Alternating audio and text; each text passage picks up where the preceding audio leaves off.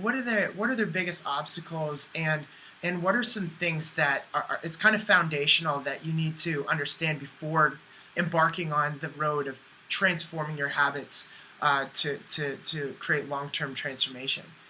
Yeah, so I think there are two things that come to mind when we think about what the obstacles and barriers are. So the first is mindset. Yeah. Adam Gilbert, who's a friend of mine, he runs a nutritional psychology, business called My Body Tutor. He is a fan of saying that if the only thing you change is the foods you eat, then you're not going to change for very long. Right. And so the idea is we can apply that to almost any type of transformation we want to make, right? Like whether it's a nutritional transformation or a strength transformation or any type of lifestyle change. If the only thing you change is the activity that you do, then the changes are going to last for very long. There has to be some kind of mindset shift, some type of approach mentally that you take that is different than what you approached before. And one way that I talk about this is with identity-based habits. And what I mean is that we often start with, if you think about a habit transformation or a habit change as a couple different levels, the outer level is often like the performance or the appearance. It's like the thing that you do, or,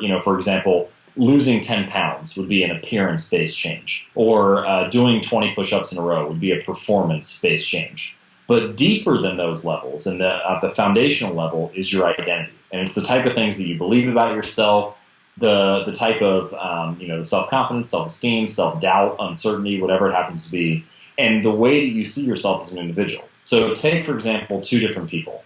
If person one is trying to run, say, a half marathon, and they would say, all right, I'm going to try to finish this half marathon, they have the performance-based change as their focus, right? It's just finishing the marathon.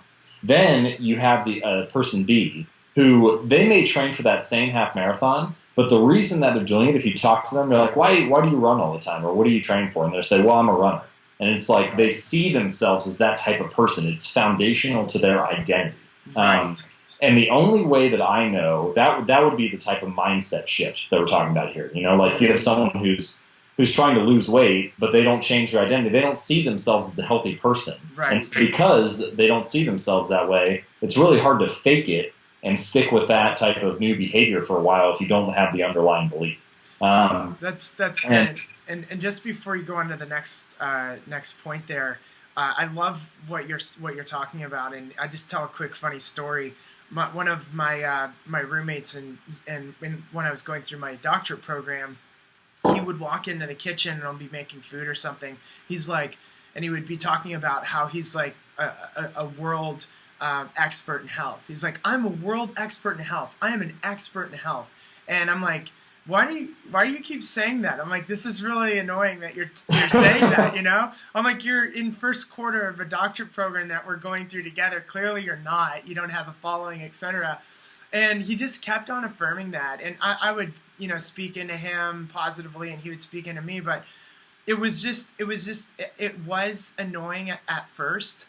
And then, we graduate and all these things start happening in our lives. And, just because of our mindset and mentality, David, runs a website called drjockers.com.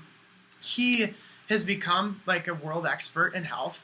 He's one of the top writers for Natural News, and he's being asked to be flown all over the world, to speak at different events like I have as well. And it's just really interesting how even when he wasn't anything, really, he had that kind of, he had the identity already to essentially create the changes that he needed to get to where he wanted to be.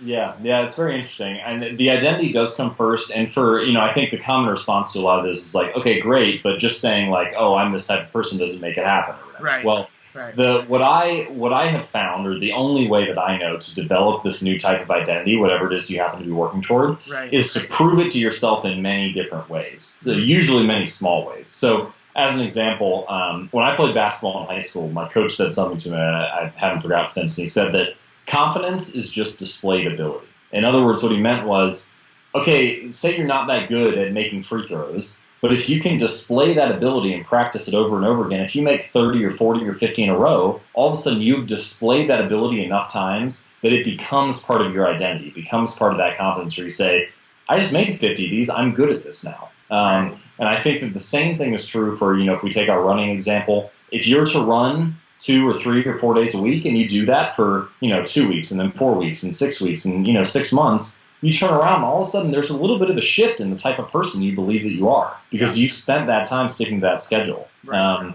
For me, as a lifter, I train every Monday, Wednesday, and Friday in the gym. And fantastic. I know that because of that, it's not even a decision for me anymore whether or not I'm going to be there. It's just like who I am. I know that I lift on Monday, Wednesday, Friday. It's not, I'm not forcing that upon myself. Right. But the trick here, I think, is that you have to start with something that is so small that it can be sustained.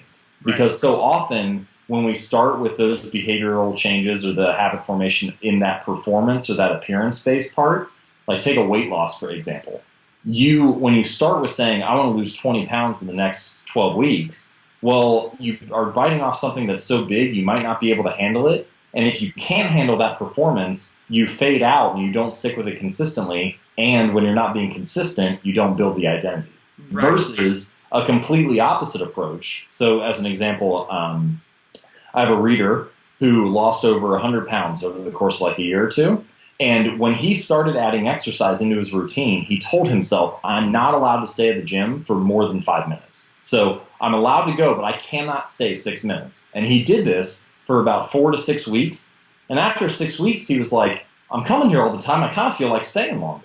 But it was because he built that identity of I'm the type of person who doesn't miss workouts. Right. And only after he built that identity did he worry about improving the performance or the quality of the workout or how impressive it was.